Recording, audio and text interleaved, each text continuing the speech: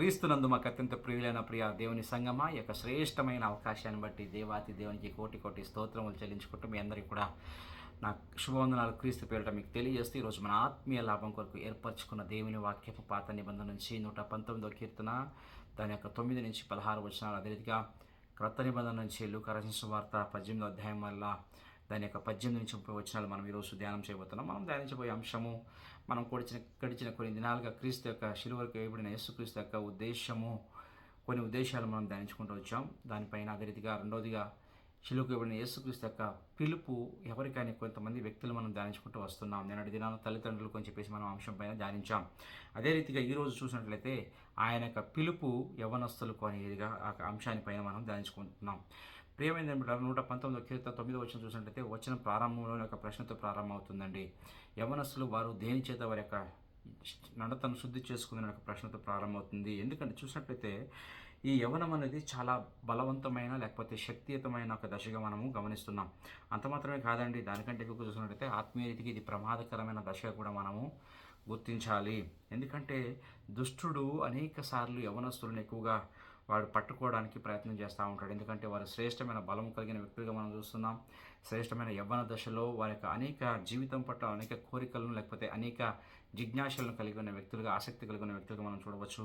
అంత మాత్రమే కాదు, సైతానికి బాగా తెలుసు వాళ్ళే రేపటి భవిష్యత్ అని. అందుకే ప్రాముఖ్యంగా సైతాను యవనస్తుల మీదే దాడి చేయడానికి ప్రయత్నం చేస్తూ ఉంటాడు. ఉదాహరణకి మన బైబిల్ గ్రంథం, మన పరిశుద్ధ గ్రంథం చూసినట్లయితే మనందరికీ తెలిసిన వ్యక్తి ఆదికాండం 39వ అధ్యాయంలో యోసేపు విషయంలో మనం చూడవచ్చు అండి. అక్కడ పోతీఫర్ భార్య యోసేపును ఏ విధంగా నాతో శయనించు అని చెప్పి బలవంతం చేసిందో మనం చూడవచ్చు. అయితే అక్కడ యోసేపు ఆమెతో పాపం చేయలేదు కాదు కదా, అక్కడ చెప్తున్నాడు, నేను ఎలాగ ఈ యొక్క గొప్ప చెడు కార్యాన్ని నేను చేయగలను దేవునికి విరుద్ధంగా అని దేవుణ్ణి ప్రస్తావించాక దేవుని యొక్క శ్రేష్టత్వాన్ని ఆయన చూస్తున్నాం మనం. చూడండి ప్రియమైన ఏమిటంటే అంత మాత్రమే కాదండి, ఇక్కడ దేవుని వాక్యం చూసినట్లయితే మనకు సామెతల గ్రంథం 1వ అధ్యాయము 10వ వచనంలో కూడా వాక్యం సెలవిస్తూ ఉంది. ప్రియమైన ఏమిటారా చూడండి, అక్కడ చూసినట్లయితే నా కుమారుడ పాపులు నిన్ను ప్రేరేపింపగా ఒప్పుకోవద్దు అని వాక్యం సెలవిస్తూ ఉందండి. అంత మాత్రమే కాదు, ప్రసంగి అదే 12వ అధ్యాయంలో చూసినట్లయితే 1వ వచనంలో మనకు స్పష్టంగా వాక్యం తెలియజేస్తున్న మాట ఏంటంటే, దుర్దినములు రాకముందే ఇప్పుడు వీటి యందు నాకు సంతోషము లేదని నువ్వు చెప్పు. సంవత్సరం రాకముందే, తేజస్సునకు సూర్యుని రాకముందే ఏం చేస్తున్నాడు, నీ సృష్టికర్తను నీ బాల్యదినములు అందే. ఇక్కడ తెలుగులో బాల్యదినం ఉంది కానీ కన్నడలో ఇంగ్లీష్ ట్రాన్స్లేషన్లో స్పష్టంగా యవ్వనము అని వాక్యం తెలియజేస్తూ ఉంది. చూడండి, అంత మాత్రమే కాదండి, 2 తిమోతి 2:22లో కూడా మనం గమనించినట్లయితే వాక్యము చూసినట్లయితే, నీవు యవనేచ్ఛల నుండి పారిపోము, పవిత్ర హృదయులైన ప్రభువునకు ప్రార్థన చేయు వారితో కూడా నీతిని, విశ్వాసము, ప్రేమను, సమాధానమును వెంటాడము అని అపోస్తులైన పౌలు తన ఆత్మీయ ప్రియకుమారుడైన తిమోతికి ఆయన సెలవిస్తున్నాడు. ఇక్కడ గమనించండి, మొట్టమొదటి విషయం మన జీవితంలో తెలుసుకోవాల్సిందంటే ఒక యవ్వన దశ చాలా ప్రాముఖ్యమైన దశ. యవనస్తులు వారు స్పష్టంగా వారి జీవితంలో ఒక నిర్ణయాన్ని తీసుకునే వ్యక్తులుగా ఉండాలి. ఏంటంటే, నేను ఈ యొక్క యేసుక్రీస్తు సిలువకు వేయబడిన యేసుక్రీస్తుకు సంబంధించిన వ్యక్తినా లేకపోతే ఈ యొక్క లోకానికి సంబంధించిన వ్యక్తినా అనే ఒక నిర్ణయము వారు తీసుకునే వ్యక్తులుగా ఉండాలండి. రెండోదిగా చూసుకున్నట్లయితే ఈ అక్కడ వాక్యం ప్రశ్నిస్తుంది, దేని ద్వారా వారు శుద్ధి చేయబడుదురు అని చూసినట్లయితే అదే అధ్యాయంలో కింద చూసుకున్నట్లయితే ప్రియమైన బిడ్డరా, దాని కిందనే 9వ అధ్యాయం 2వ భాగంలో చూస్తున్నాం, దేవుని యొక్క వాక్యము ద్వారా అని వాక్యం సెలవిస్తూ ఉంది. రెండో అంశం చూసినట్లయితే దేని ద్వారా వారు శుద్ధి చేయబడుతారు అంటే ఈ దేనికి ఉందంటే అది కేవలము the cleansing power of God's word అని మనము గమనించాలి. చూడండి, మనం చూసినట్లయితే మన యొక్క హృదయాన్ని శుద్ధి చేయగల శక్తి కేవలం దేవుని వాక్యమే ఉందండి. ఎందుకంటే దేవుని వాక్యానికి మాత్రమే ఉంది. చూడండి, యోహాను రాసిన సువార్త 17:17లో మనం గమనించినట్లయితే యేసుప్రభు వారు సిలువకి ఇవ్వడానికి ముందర ఆయన అనేక విషయాలు తండ్రికి ప్రతి శిష్యులను తన ప్రతిష్ఠ చేసుకుంటూ వస్తూ అనేక విషయాలను దేవుని ముందర ఆయన పెడుతూ ఆయన అంటున్నాడు, సత్యమందు వారిని ప్రతిష్ఠ చెయ్యము, నీ వాక్యమే సత్యము అంటున్నాడు. ఆ సత్యమందు ప్రతిష్ఠ చెయ్యము, ఆ నీ వాక్యమే సత్యము అంటే దేని యందు ప్రతిష్ఠ చేయాలంటే యవనస్తుల్ని ప్రతిష్ఠ అంటే దానికి డెడికేషన్ దాంట్లోనే అనే వాక్యాన్ని స్పష్టంగా మనం గమనిస్తామండి. పరిశుద్ధపరచుని వాక్యంలోనే ప్రతిష్ఠ చేయని చెప్తున్నాడు. ఎందుకంటే వాక్యం అనేది చాలా ప్రాముఖ్యమైనది, మన హృదయాలను శుద్ధి చేయగలదు. దాని గురించి ఎంత మాట్లాడినా కూడా తక్కువని మనందరికీ తెలుసు. చూడండి, ఉదాహరణకి చూసుకోవాలంటే యవనస్తుడైన దానియేలు జీవితాన్ని కూడా మనం గమనించుకున్నట్లయితే ప్రేమ దేవుడా 1 అధ్యాయం 8 వచనం చూసినట్లయితే ఆయన ఉండేది ఆ యొక్క బబిలోన్ దేశంలో శత్రు చెరలో ఉన్నప్పటికీ కూడా ఆయన చూడండి రాజు భోజించే యొక్క ఆహారాన్ని తిరస్కరించి అపవిత్రపరచకూడదని తాను డిసైడ్ చేసుకొని వారితో చేరలేదని దేవుని వాక్యం సెలవిస్తూ ఉందండి. అటువంటి భయంకరమైన ఒక అన్య దేశంలో ఉంటూ కూడా ఆయన పరిశుద్ధుడిగా మిగిలినట్టుగా పరిశుద్ధిగా జీవించినట్టుగా మనము దేవుని వాక్యంలో చూస్తున్నాం. ఎందుకంటే ప్రేమ దేవుని యొక్క మాట ఆయన జీవితాన్ని లేకపోతే ఆయన నిర్ణయాలని శుద్ధి చేసినట్టుగా మనం చూస్తున్నాం, లేకపోతే ఒక రూపాన్ని ఇచ్చినట్టుగా మనం చూస్తున్నామండి. అదే ఎందుకంటే చూడండి అదే మనం ధ్యానం చేస్తున్న 119వ కీర్తన 11వ వచనం కూడా వాక్యం చాలా స్పష్టంగా తెలియజేస్తూ ఉందండి. నా ఎదుట నేను పాపము చేయకున్నట్లు నా హృదయంలో నీ వాక్యము ఉంచుకున్నాను. వాక్యము ఆయన హృదయంలో ఉంచుకున్నాడని కీర్తనగాడు అంటున్నాడు. ఎప్పుడైతే పాపం చేయకూడదో మన హృదయంలో వాక్యం ఉంటే పాపం చేయలేమని స్పష్టంగా తెలుసుకోవాలండి. మనకు గమనించినట్లయితే ఇంకొక చోట చూసినట్లయితే స్పష్టంగా దేవుడే మాట్లాడుతున్న మాట యెహోషువతో. మోషే చనిపోయిన తర్వాత ఆయన మాట్లాడుతున్నాడంటే, నువ్వు నిబ్బరం కలిగి ధైర్యంగా ఉండు, ధర్మశాస్త్రం నీకు బోధింపక తప్పిపోవద్దు, దానిలో రాయబడినట్టు నీ ప్రకారమే చేయుటకు నువ్వు జాగ్రత్త పడినట్లు దివారాత్రం దాన్ని ధ్యానించడానికి నీ మార్గమును వర్ధిల్ల చేయదని చక్కగా ప్రవర్తించదు అని ఆయన నీకు ఆజ్ఞ ఇచ్చాను కదా అని చెప్తున్నాడు. ప్రియమైన దేవుడు ఇక్కడ గమనించినట్లయితే ఇక్కడ ఏం చేస్తున్నాం, మనము తప్పిపోకుండా మనము సరైన మార్గములో వర్ధిల్లింప చేయడానికి ఆశీర్వాదాలు పొందుకోవడానికి దివారాత్రములను వాక్యమును ధ్యానించేవారుగా ఉండాలని మనకు దేవుని వాక్యము స్పష్టంగా తెలియజేస్తూ ఉందండి. అంత మాత్రమే కాదని అనేక ఉదాహరణలు ఉన్నాయి. కానీ అపోస్తులైన పౌలు కూడా అంటాడు 3:16 చూసినట్లయితే ప్రియమైన దేవులారా అక్కడ సంగీతములతోనూ కీర్తనతోనూ ఆత్మ సంబంధమైన పద్యములతోనూ ఒకరినొకడు బోధించుచు బుద్ధి చెప్పుచు కృపాసహితముగా మీ హృదయములలో దేవుని గురించి గానం చేస్తూ సమస్త విధములైన జ్ఞానముతో క్రీస్తు వాక్యములో మీరు సమృద్ధిగా, దేనితో సమృద్ధిగా నివసించాలంటే క్రీస్తు వాక్యం అని దేవుని వాక్యము సెలవిస్తూ ఉంది. ప్రియమైన దేవుని బిడ్డలారా, మనము గమనించవలసిన విషయం, వాక్యం చాలా ప్రాముఖ్యమైనది మన జీవితంలో. యవనస్తుడు దేని ద్వారా తన యొక్క నడతను శుద్ధి చేసుకోగలడనే ప్రశ్నతో ప్రారంభించిన దాని క్రిందనే జవాబు ఉంది. ఎప్పుడైతే నా హృదయంలో వాక్యం ఉంటుందో నేను పాపం చేయడానికి అది సాధ్యం కాదు. వాక్యం అనేది మన జీవితంలో చాలా ఇంపార్టెంట్ అనేది చూస్తున్నాం. మోషే గతించిపోయిన తర్వాత యెహోషువకు దేవుడు ఆజ్ఞాపిస్తున్నాడు, దివారాత్రం ధ్యానించినట్లయితే నేను వర్ధిల్లింపజేస్తానని. మన జీవితంలో ఇందాక మనం చూసుకున్నట్లయితే అపోస్తలుడైన పౌలు కూడా మన హృదయాల్లో సమృద్ధిగా వాక్యం ఉండాలి. ఎప్పుడు జ్ఞానంతో ప్రవర్తించడానికి, వర్ధిల్లింప చేయడానికి, ఆశీర్వాదాలు పొందుకోవడానికి. అంత మాత్రమే కాదు, పాపం చేయకుండా పాపంలో పడిపోకుండా ఉండాలంటే మన జీవితాల్లో మన హృదయంలో దేవుని వాక్యం స్పష్టంగా ఉండాలండి. చూడండి, ఎప్పుడైతే వారం పూర్తి మనం వాక్యాన్ని బైబిల్ మనం మూసిపెట్టి ఉంటామో అది మనం పాపం చేయడానికి మార్గం తెరిచేదిగా ఉందని మనం గమనించాలండి. ప్రేమ దేవుని బిడ్డలారా, యవనస్తులలో వారి ఆత్మీయత ఉద్యమం ఎక్కడి నుంచి ప్రారంభమవుతుందంటే దేవుని వాక్యాన్ని వారి హృదయంలో నింపుకోవడం ద్వారా ప్రారంభమవుతుందని మీరు గుర్తించుకోవాలి. మూడవదిగా చూసుకున్నట్లయితే ఇక్కడ కొత్త నిబంధనలు మనం చూస్తున్నాం. ఒక గొప్ప యవనస్తుడు వస్తున్నాడు అక్కడ. ఆయన చూసినట్లయితే ఒక అధికారి యేసును ఆయన చూసి, సద్బోధకుడా, నేను నిత్య జీవమును వారసుడు నేనేమి చేయవలని అడిగాను.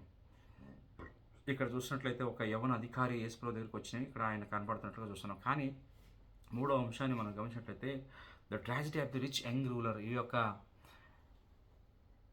బాధాకరమైన విషయము ఈ యవ్వనస్తుడిలో ఏం చూసినట్లయితే మనం ధ్యానించినట్లయితే చూడండి, ఈయనకి అన్ని విషయాలు ఉన్నాయి. ఎవరికి? ఈ యొక్క అధికారికి. అందుకే ఆయన అంటున్నాడు, యేసుప్రభుతో చెప్తున్నాడు, నేను అన్నీ కూడా చేశానంటున్నాడు. ఏమని చూడండి, ఇక్కడ ప్రభు అయిన వారు యేసు ప్రభు వ్యభిచరింపవద్దు, నరహత్య చేయవద్దు, దొంగిలించవద్దు, అబద్ధ సాక్ష్యం పలకవద్దు, నీ తల్లిదండ్రులను సన్మానింపము, ఆజ్ఞలను ఎదుగుదు కదా అని అతనితో చెప్పినప్పుడు ఆయన అంటున్నాడు, అందుకు అతడు బాల్యం నుండి వీటన్నిటిని అనుసరించి ఉన్నాను అని చెప్తున్నాడు. అన్నీ కూడా ఉన్నాయి, ధర్మశాస్త్రం ఉంది, నీతి, అన్ని ప్రతి ఒక్కటి కూడా చేసుకుంటూ వస్తున్నాడు.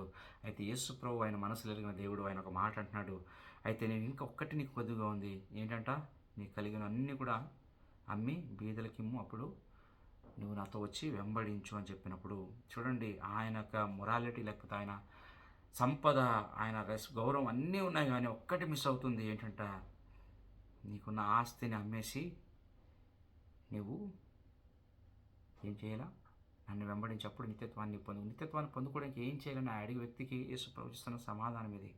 యేసుప్రభు తన హృదయాన్ని ఆయన తెరిచి చెప్తున్నాడండి, సెల్ ఎవ్రీథింగ్, నీ దగ్గర ఉన్నది ఏదో అన్నీ కూడా అని అమ్మన్నప్పుడు ఆ యొక్క యవనస్తుడు బాధతో అక్కడి నుంచి వైదొలిగిపోయినట్లుగా మనము వెళ్ళి చూస్తున్నాం. ఎందుకని గమనించినట్లయితే ప్రేమ దేని బిడ్డారా, ఆ యొక్క యవనస్తుడు క్రీస్తు కంటే దేన్ని ఎక్కువ ప్రేమించాడండి? ఆయనకున్న సంపదను, ఆస్తిని ఎక్కువగా ప్రేమించాడు. చూడండి, మనం గమనించినట్లయితే ప్రేమ దేని బిడ్డారా, ఆస్తి కాదు కానీ కొన్ని వచనాలు మనం ధ్యానం చేసుకున్నట్లయితే, ఎప్పుడైతే మన జీవితంలో వాక్యం సెలవిస్తూ ఉంది, ఇద్దరు యజమానులకు మనం ఏం చేయకూడదంట, మన ఇద్దరికి మనము యజమానులుగా మన జీవితంలో ఉండడానికి సాధ్యం కాదు. చూడండి, ఆ మాట మత్తయి సువార్త 6వ అధ్యాయంలో చూసినట్లయితే, ఎవడునూ ఇద్దరు యజమానులకు దాసుడుగా నుండనేరడు. అతడు ఒకరిని ద్వేషించి ఒకరిని ప్రేమించును, లేదా ఒకరిని పక్షముగా నుండి ఒకరిని తృణీకరించును. మీరు దేవునికిని సిరికిని దాసులుగా ఉండనేరరు. ఇది రెండు కూడా, రెండు యజమానులుగా మనము వారిని యజమానులుగా మనము చూడడానికి అవ్వదండి. ఒక పక్కన దేవుడు, ఒక పక్కన లోకం అంటే సాధ్యం కాదు. వాక్యం చాలా స్పష్టంగా తెలియజేస్తూ ఉంది. ప్రియమైన దేవుని బిడ్డారా, రెండింటికి నీవు యజమానులుగా ఉండడానికి, రెండింటికి నీవు ఆ యొక్క ఏమంటారు కదా, ఇద్దరికి కూడా నువ్వు యజమానులుగా వారిని ట్రీట్ చేయడానికి సాధ్యము కాదు. ప్రియమైన అంత మాత్రమే కాదు, మార్కు 8వ అధ్యాయము మనం గమనించినట్లయితే అక్కడ కూడా కొన్ని మాటలు ఉంటాయండి. 36వ వచనం చూసినట్లయితే, ఒకడు సర్వలోకము సంపాదించుకుని తన ప్రాణమును పోగొట్టుకున్న వానికి ఏమి ప్రయోజనం అని చూస్తున్నాం. అందరికి తెలిసిన విషయం. ఆస్తి సంపాదించుకొని నీ ఆత్మను నష్టపోతే ఏమి ప్రయోజనం అని దేవుని యొక్క వాక్యము మనకి స్పష్టంగా తెలియజేస్తుంది. లోతుకు వెళ్ళడానికి సమయం లేదు కనుక నేను ఎక్కువగా లోతుకు వెళ్తలేదండి. అనేక విషయాలు ఉన్నాయి. కొన్ని చెప్పాలనుకుంటున్నా కానీ సమయం తక్కువ వలన నేను లోతుగా వెళ్ళలేకపోతున్నాను. చూడండి, అంత మాత్రం కాదు, అపోస్తలుల పౌలు 9వ రాసిన పత్రికలో 6వ అధ్యాయంలో అంటాడు 9వ వచనంలో, ధనవంతులకుటకు అపేక్షించేవారు శోధనలోను ఉరిలోను అవివేక యుక్తములను హానికరమైన అనేక దురాశలను పడుదురు. అట్టివి మనుషులను నష్టములోను నాశనములోను ముంచివేయను. ఈ లోక ఆశలు ఇవన్నీ కూడా గతించిపోయేగా ఉన్నాయని చెప్పేసి ఇంకొక చోట మనం చదువుతున్నాం. ప్రియమైన దేవుని బిడ్డలారా, ధనమును అపేక్షించాలిగా, ధనాపేక్ష గలవారు శోధనలోను ఉరిలోను పడిపోయి అవివేక యుక్తములను అంటే జ్ఞానం లేకుండా ప్రవర్తించేవారుగా ఉంటారని, అనేక దురాశలో పడిపోతారని.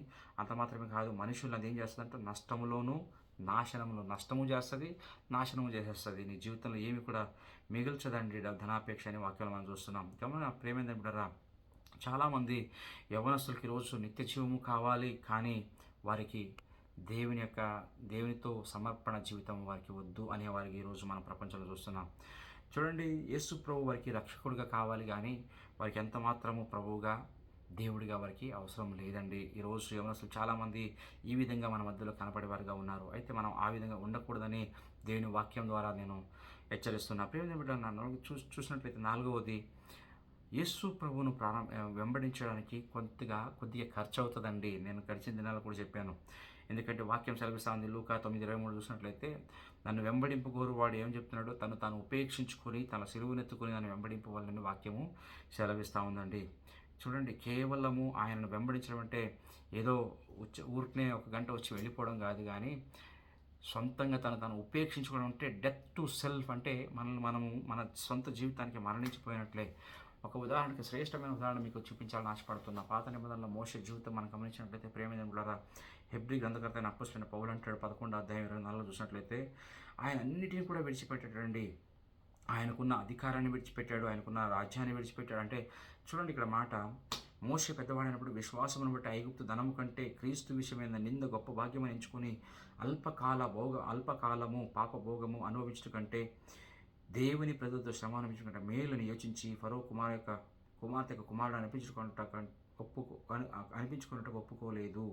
ఏలైనగా అతడు ప్రతిఫలంగా కలగబోవు బహుమానముందు దృష్టించనని వాక్యంలో సెలవిస్తున్నాం. చూడండి, మోషే ఆయన తిరస్కరించిన విషయాలు చూసినట్లయితే, శ్రేష్టమైన ఒక భవనాన్ని, ప్యాలెస్ని విడిచిపెట్టేశాడు. అంత మాత్రమే కాదు, దాని యొక్క అధికారాన్ని, శక్తిని విడిచిపెట్టాడు. ఆయనకున్న సర్వ సౌభాగ్యాలను విడిచిపెట్టి ఫరో కుమారుడు అనిపించుకుంటే అన్నిటినీ వదులుకొని దేవుని ప్రజలతో ఆయన శ్రమ పొందినట్లుగా దేవుని వాక్యం సెలవిస్తూ ఉంది. అపోస్తలుడైన పౌలు అంటాడు కదా, ప్రేమైన దేవుడారా, గలతీ రాసిన పత్రిక 22వ అధ్యాయంలో, నేను క్రీస్తుతో కూడా శిలువ వేయబడడానికి ఎంత మాత్రం జీవించేవాడు నేను కాదు, క్రీస్తుతో కూడా శిలువ వేయబడని చెప్తున్నాడు. అంతే గమనించాలండి. ప్రేమైన దేవుడారా, అపోస్తలుడు అనేక మార్లు ఆయన అనేక విషయాల్లో మనల్ని హెచ్చరిస్తున్నాడు. పౌలు చూడండి, పిలుపులు రాసిన పత్రిక 3వ అధ్యాయంలో కూడా చూసినట్లయితే, ఏడు నుంచి చూసినట్లయితే ప్రేమించమంటారు, ఆయనను ఏవేమి నాకు లాభకరములై ఉండెనో వాటిని క్రీస్తు నిమిత్తం నష్టముగా ఎంచుకుంటుని. నిశ్చయముగా నా ప్రభువైన యేసుక్రీస్తుని గురించిన అతి శ్రేష్టమైన జ్ఞానము నిమిత్తమే సమస్తమును నష్టముగా ఎంచుకొనుచున్నాను. ఆయన సంపాదించుకోవడానికి ఆయనకున్న సమస్తాన్ని కూడా పెంటకుప్పగా ఎంచాడని దేవుని వాక్యాలు చూస్తున్నాం. నేను బ్రతుకుతుంది క్రీస్తు కొరకే, క్రీస్తే నా యందు జీవిస్తున్నాడు. సిలువకు నేను నా జీవితాన్ని సిలువకు వేయబడిందని చెప్తున్నాడు. మన జీవితం కూడా ఆయన వెంబడించాలంటే ప్రేమ సమస్తాన్ని ఉపేక్షించుకొని దాన్ని వెంబడించమని దేవుని వాక్యము మనకి స్పష్టంగా తెలియజేస్తూ ఉంది. యవనస్తులు ఈ మాటలు స్పష్టంగా తెలియజేసుకోవాలండి. చూడండి, తన సిలువను ఎత్తుకుని దాన్ని వెంబడించేవాడు నాకు ఎత్తుకొని దాన్ని వెంబడింపని వాడు నాకు పాత్రుడు కాదని మత్తయి సువార్త 10:30 మనం చూస్తున్నాం. ఆయనను వెంబడించాలంటే ఆయన శిలువనెత్తుకొని, అంటే తాను ఉపేక్షించుకొని తన శిలువనెత్తుకొని క్రీస్తు కొరకు మనం జీవించే వారిగా ఉన్నప్పుడే మనం వెంబడించగలుగుతామనే వాక్యం మనం చూస్తున్నాం. యవనస్తులారా, ఈరోజు మనం గమనించుకోవాలంటే మన జీవితంలో క్రీస్తు విలువైన వాడిగా ఉన్నాడా, లేకపోతే మనకున్న కొన్ని టెంపరరీ తాత్కాలికమైన ప్లెజర్స్, లేకపోతే తాత్కాలికమైన ఏమంటారు కదా, ఒక సౌభాగ్యాలు, లేకపోతే మనకున్న కొన్ని విషయాలు మనకి ఈరోజు ప్రాముఖ్యంగా ఉన్నాయా మనం గమనించుకుందామండి. చూసినట్లయితే ప్రేమైన ఏమిటారా, అంత మాత్రమే కాదు. నెక్స్ట్ విషయం చూసినట్లయితే అనేక విషయాలు ఉన్నాయి, కానీ నేను సమయం లేని ముందుకు వెళ్తున్నా. God uses the young people. దేవుడు ఎవరిని వాడుకుంటాడంటే కూడా యవనస్తుల్ని. మనం ఇందాక చూసుకున్నాం, సైతాన్ ఎవరిని ఎక్కువ పట్టుకుంటాడంటే యవనస్తుల్ని. అదేవిధంగా అంతకంటే ఎక్కువగా యేసు ప్రభు యవనస్తులను వాడుకోవాలని ఆశించేవాడుగా ఉన్నాడు. మనం బైబిల్ గ్రంథంలో అనేక మంది వ్యక్తులు ఉన్నారండి. ఒక యవనస్తుడైన దావీదును చూడొచ్చు. 1 సమూయేలు 17 గొలియాతును దేవుని పేరుట ఎదుర్కొన్న వ్యక్తిగా మనం చూస్తున్నాం. దేవుడు ఆయన్ని వాడుకున్నట్లు మనం చూస్తున్నామండి. అంత మాత్రమే కాదు, ఎందుకు ఆయన వాడుకున్నాడంటే ఆయన దేవుని నమ్మాడు. నేను వస్తున్నది సైన్యములకు అధిపతికి యెహోవాని నామముల మీద వస్తానని చెప్తున్నాడు. అంతమంది అక్కడ భయపడి కూర్చున్నారు, అక్కడ గొలియాతుకు భయపడి. కానీ ఇక్కడ దావీదు మాత్రం దేవుని మీద ధైర్యం ఉంచి దేవుని మీద నమ్మకం ఉంచాడు కనుక దావీదును వాడుకున్నట్లు మనం చూస్తున్నాం. రెండోదిగా చూసినట్లయితే ఇర్మియాను కూడా యవన కాలంలోనే బాలుడుగా దేవుని వాక్యం చోట్ల సెలవిస్తూ ఉంది కొన్ని ట్రాన్స్లేషన్లో. అయితే నేను ఇంకా ఆయన అదే ఇర్మియా అంటున్నాడు, నేను ఇంకా బాలుడిని, నేను ఇంకా యవనసులో ఉన్నాను చెప్పినప్పుడు దేవుడు అంటాడు, అట్లా అనవద్దు. దేవుడు వాడుకోవడానికి ఎవరినైనా యవనస్తుల్ని సిద్ధపరచుకునే ఎవడై ఉన్నాడండి. అంత మాత్రమే కాదు, అపోస్తలుడైన పౌలు కూడా అంటాడు తిమోతికి, ఎవరు కూడా నీ యవ్వనాన్ని బట్టి తృణీకరించవద్దు అని. తిమోతిని కూడా సేవలో అద్భుతకరంగా దేవుడు వాడుకున్నట్లుగా మనం చూస్తున్నామండి. ప్రేమైన బట్టి ఇక్కడ గమనించవలసిన విషయం ఏంటంటే, నీవు వయస్సు పెరిగిపోయిన తర్వాత దేవుడు నేను ఉపయోగించుకోవాలని ఆశపడతలేదు, కానీ నిన్ను యవ్వనంగా ఉన్నప్పుడే ఆయన నేను ఉపయోగించుకోవాలని ఆశపడే దేవుడుగా ఉన్నాడు. గమనించండి, ఒకవేళ ఆయన సేవలో మనం వాడిపోయినట్లయితే ఖచ్చితంగా దానికి రావాల్సిన ప్రతిఫలాన్ని దేవుడు దయచేసేవాడుగా ఉన్నాడండి. ఎందుకంటే ప్రేమ దేవుడారా, అపోస్తలుడు అక్కడ పేతురు అడుగుతున్నాడు ఈ విషయాన్ని చెప్పుకుంటూ వచ్చినప్పుడు కింద అంటాడు, మరి అవును ప్రభువా, నీ కొరకు సమస్తాన్ని విడిచిపెట్టి వచ్చేసావు కదా, మరి మాకేంటి అని అడిగినప్పుడు యేసు ప్రభు అంటున్నాడు, నీకు నిత్య జీవం ఉంది, ఇహలోకంలోను ఆత్మీయ కుటుంబాన్ని పొందుకునే వారిగా ఉన్నావు. అంత మాత్రం కాదు, పరలోకం అందు కూడా సమస్త సౌభాగ్యాలు కలవని దేవుని వాక్యము సెలవిస్తూ ఉంది. ఎవరైనా క్రీస్తు కొరకు ఒకవేళ సమస్తాన్ని విడిచిపెట్టినట్లయితే ఆయన పొందుకునే విషయాలు, కొన్ని విషయాలు మనం చూసినట్లయితే మత్తయి సువార్త 19వ అధ్యాయంలో స్పష్టంగా ఇంకా వాక్యం తెలియజేస్తూ ఉందండి. 19:29 మనం చూసుకున్నట్లయితే, నా నామము నిమిత్తము అన్నదమ్ములనైనను అక్క చెల్లెండ్రైనను తండ్రినైనను తల్లినైనను పిల్లలైనను భూములను ఎండ్లనైనను విడిచిపెట్టిన ప్రతి వాడును 100 రెట్లు పొందును ఇదియుగాక నిత్య జీవమును స్వతంత్రించుకొనును అని దేవుని వాక్యము సెలవిస్తూ ఉందండి. చూడండి, ఆయన కొరకు మనం ఏ కార్యం చేసినా ఆయన మనల్ని వ్యర్థంగా పంపించేసే దేవుడు కాదు, కానీ మనకు కావాల్సిన అన్ని విషయాలని, శ్రేష్టమైన సంపదను మన కొరకు ఆయన ముందుగానే సిద్ధపరిచి ఉన్నాడని మనం గమనించుకోవాలండి. చూడండి, అందుకే అపోస్తలుడైన పౌలు అంటాడు, రోమీయులకు రాసిన పత్రిక 8:18 కూడా మాట ఏంటంటే, మన ఎడల ప్రత్యక్షం కావు మహిమ ఎదుట ఇప్పటి కాలపు శ్రమ ఎన్న తగినవి కావని ఎంచుచున్నాను అంటున్నాడు. గమనించాలండి, ఎన్నిటికంటే శ్రేష్టమైన కార్యం ప్రకటన అధ్యాయంలో 22వ అధ్యాయంలో చూసినట్లయితే చివరి వచనాల్లో మనం గమనించాలి, ఇదిగో త్వరగా వచ్చినాను, వాని క్రియ చెప్పున ప్రతి వానికి ఇచ్చుటకు నేను సిద్ధపరిచిన జీతము నా యొద్ద ఉన్నది. ఆయన జీతం పెట్టుకున్నాడండి. అపోస్తలుడైన పౌలు అంటాడు ఒక చోట, నేను సమస్తాన్ని చేసి ఉంచి నా కొరకు జీవ కిరీటము ఉందండి. ప్రేమ ఏమిటారా, ఈ ప్రపంచము కేవలము తాత్కాలికమైన సంతోషాన్ని, తాత్కాలికమైన సుఖభోగాల్ని, ప్లెజర్ నీకు అందించేదిగా ఉందేమో, కానీ యేసు క్రీస్తు నిత్య జీవాన్ని నీకు అనుగ్రహించేవాడిగా ఉన్నాడు. నిత్య జీవపు బాధ్యతలతో పాటు జీవ కిరీటాలని నీకు నిత్య జీవ మహిమను ఆయన అనుగ్రహించేవాడుగా ఉన్నాడని గ్రహించుకోవాలి. మన జీవితంలో ప్రేమదేవులారా ఒక్కసారి గమనించండి. ఎటువంటి పరిస్థితుల్లో ఉన్నాం ఈరోజు, ఎవరిని మనం వెంబడిస్తున్నాం? మనం గమనించుకున్నట్లయితే దేవుని వాక్యం సెలవిస్తూ ఉంది, దుర్దినములు రాకముందే, వీటందు నాకు సంతోషం లేదని చెప్పటక ముందే నీ యవ్వన కాలంలోనే ఆయనను నీవు గుర్తించుకో, ఆయనను నీవు స్మరణించుకో అని ప్రసంగి 12:1 చూస్తున్నాం. ప్రియమైన బిడ్డలారా, ఎన్ని విషయాలు మనం గమనించినప్పుడు చెప్పాలంటే చాలా చాలా చాలా విషయాలుండే యవనస్తుల గురించి. ప్రియమైన బిడ్డలారా, యేసుక్రీస్తు నా కొరకు నీ కొరకు శిలువలో మరణించింది. సగం సగం జీవితంతో నువ్వు ఆయనను ఆరాధిస్తామని కాదు, కానీ ఆయన నీ కొరకు జీవించి ఆయన నీ కొరకు సమర్పణ చేసింది పరిపూర్ణంగా నువ్వు ఆయన వెంబడిసి. ఎందుకంటే ఆయన నీ కొరకు నా కొరకు ఆఫర్ చేసిందండి. సగం సగం జీవితాన్ని కాదు, పరిపూర్ణంగా అర్పించుకున్నాడు. పరిపూర్ణమైన నిత్య జీవాన్ని ఇవ్వడానికి మనకు ఆయనను తనను అర్పించుకున్నాడు. ఎందుకంటే ప్రేమైన దేవుడారా, మన జీవితము ఆయనకు సంబంధించిందని ఆయనే మన కొరకు సమస్తాన్ని చేసి ముగించాడు. అలాంటి చేసి ముగించిన యేసుప్రభు జీవితంలో, యేసుప్రభు కొరకు నా జీవితంలో మనం ఆయన కొరకు ఏమి సమర్పించుకుంటున్నాం? యవనస్తుడా, ఈరోజు నీ జీవితం ఏదిగా ఉంది? ఈ లోకాశల వైపు, ఈ లోకేచ్ఛల వైపు, ఆకాశం వైపు నీ పరిగెట్టే వ్యక్తిగా ఉన్నావా? వాక్యం సెలవిస్తూ ఉంది, దేని ద్వారా వారిని శుద్ధి చేసుకుందరంటే ఆయన వాక్యం ద్వారా. ఆయన వాక్యం ఈరోజు నీలో ఉందా? లేకపోతే లోకాశలు, గతించిపోయే ఆశలతో ఈరోజు నువ్వు ఉన్నావా? దేనితో పట్టబడ్డావు? వాక్యంతో పట్టబడినట్లయితే వాక్యం సెలవిస్తుంది. నేను ఎప్పుడు కింద వాక్యం మనం చూసుకున్నాం. వాక్యం ఉన్నట్లయితే మన హృదయంలో పాపం చేయడానికి సాధ్యం కాదండి. వాక్యం ఉన్నట్లయితే ఖచ్చితంగా మనం జ్ఞానాన్ని ఇచ్చే దేవుడిగా ఉండడం వాక్యం చూస్తున్నాం. వాక్యమే మన పాదములకు వెలుగని చూస్తున్నాం. వాక్యమే మనల్ని సమృద్ధిలోనికి నడిపించేదని చూస్తున్నాం.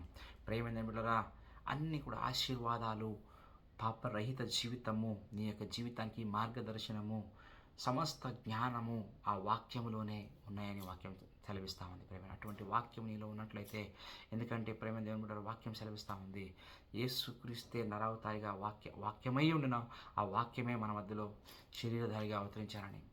ఆ వాక్యము యేసుక్రీస్తు అన్నాడు. ఆ యేసుక్రీస్తుని నువ్వు కలిగి ఉన్నట్లయితే, యేసుక్రీస్తుని వెంబడించినట్లయితే, ఈ యవ్వన జీవితాన్ని ఆయనకు అర్పించినట్లయితే శ్రేష్టంగా నేను వాడుకోవడానికి సిద్ధంగా ఉన్నాడు. బైబిల్ గ్రంథంలో ఎంతోమంది యువకులు మనం చూసాం. ఎంతోమంది పరిశుద్ధంగా జీవించారు, నమ్మకస్తులుగా జీవించారు.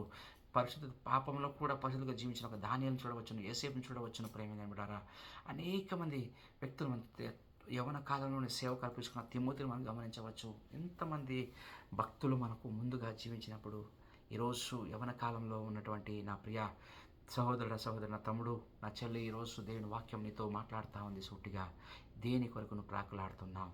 ఈ లోకము తాత్కాలికము, ఈ లోకము కేవలము అల్పకాలము మాత్రమే. అయితే క్రీస్తు రాజ్యం అది నిత్యత్వము. గమనించండి, దేవుడు నిన్నే పిలుస్తున్నాడు. ప్రేమైన బిడ్డ, ఈరోజు నీ జీవితం సరిదిద్దుకోవడానికి నీవు ఇష్టపడినట్లయితే ఆయన నీ కొరకు ఎదురు చూస్తున్నాడు. వాక్యాన్ని ఎన్నుకుంటావా? ఈ లోక్యాన్ని ఎన్నుకుంటావా? ఇదేని ఎన్నుకుంటావు? యేసుక్రీస్తును వెన్నుకున్నట్లయితే నీ జీవితము అద్భుతకరంగా ఇహలోకమందు పరలోకమందు కూడా నువ్వు అనేక సౌభాగ్యాలతో, అనేక శ్రేష్టమైన సిరి సంపదలతో, జ్ఞానంతో నీ మార్గదర్శనం చూపించి సరైన మార్గంలో నడిపించడానికి ఆయన శక్తిమంతుడుగా ఉన్నాడు. కనుక ఆయన వైపు వస్తాం, ఆయన మార్గంలో నడుస్తాం, ఆ శ్రేష్టమైన ఆశీర్వాదాలను పొందుకుందాం. యవనాన్ని, నీ యవన బలాన్ని ఎంత మాత్రం వృధాగా ఈ లోకంలో ఖర్చు పెట్టవద్దు. ఆయన కొరకు నువ్వు ఖర్చు పెట్టు, ఖచ్చితంగా నీకు ప్రతిఫలము దొరుకుతుంది. దేవుడి వాక్యాన్ని దీవించునుగాక. ఆమేన్.